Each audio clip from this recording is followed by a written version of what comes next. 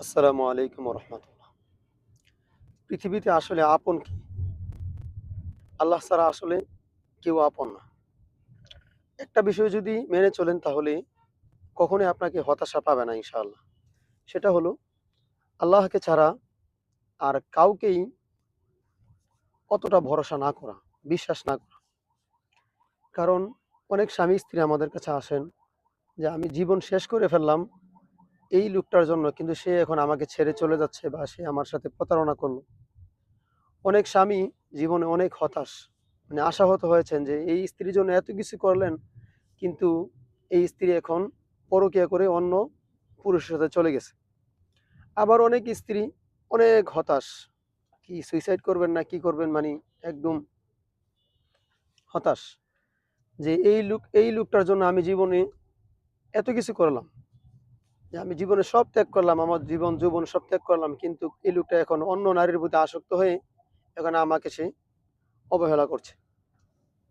আবার অনেক মা বাবা আমাদের কাছে আসেন যে এই ছেলেটার জন্য, এই সন্তানের জন্য, এই মেয়ের জন্য আমাদের জীবনের আমরা সব ত্যাগ করলাম, কিন্তু এই ছেলে বা এই মেয়ে এখন আমাদেরকে পাত্তাই দিচ্ছে না, কথা শুনছে না, আমাদেরকে একদম গোনাই ধরছে না।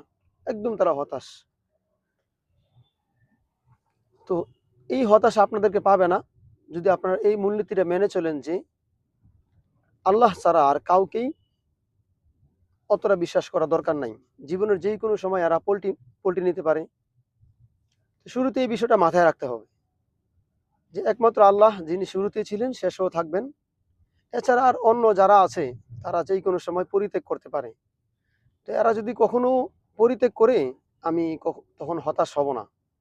কারণ আল্লাহ ছাড়া আসলে কেউ আপন নাই। এই বিষয়টা মেনে সবসময় চলতে হবে, এবং মানুষের জন্য, স্বামীর জন্য বা স্ত্রীর জন্য বা সন্তানদের জন্য যখন কিছু করবেন, স্যাক্রিফাইস করবেন, এদের জন্য স্বার্থ ত্যাগ করবেন, এদের জন্য কষ্ট করবেন, তখন এই বিষয়টা মাথায় রাখবেন যে এগুলোর বিনিময়ে আল্লাহ তাআলার কাছে প্রতিদান আশা করি। এগুলোর বিনিময়ে আমি আল্লাহ তাআলার কাছে প্রতিদান আশা করি। আল্লাহ তাআলা বলেছেন করার জন্য, তাই করছি। আমার দায়িত্ব আমি আদায় করছি। বাকি প্রতিদান আল্লাহ তাআলার কাছেই। আর আমার জীবনের যেই হ্যাপিনেস, সুখ, শান্তি, এগুলো সব আল্লাহ তাআলার হাতে। আল্লাহ তাআলা আমাকে যেমনি রাখেন আমি সেভাবেই থাকবো, এবং সবসময় আমি আল্লাহ তাআলার কাছেই কল্যাণ আশা করি।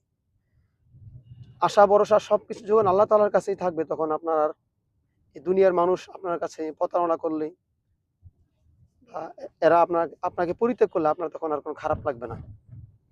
এই বিষয়টা ইনশাআল্লাহ মেনে চলবেন, তাহলে জীবন ইনশাআল্লাহ